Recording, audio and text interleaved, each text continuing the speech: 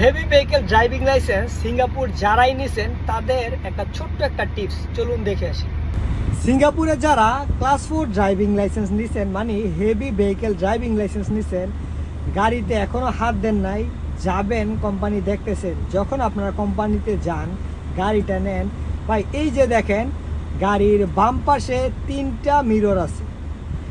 এই যে গোল যেটা এটা দিয়ে হচ্ছে সামনে দেখা যায়, তারপরে হচ্ছে দেখেন বাম সাইডে একটা বড় আছে, তারপরে নিচে একটু ছোট আছে।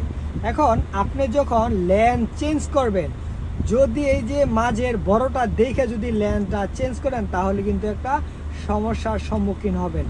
কারণ বড়টা দেখা আপনি গেলে যদি ব্লাইন্ড স্পটে গাড়ি থাকে তাহলে কিন্তু 100% অ্যাক্সিডেন্ট হবে।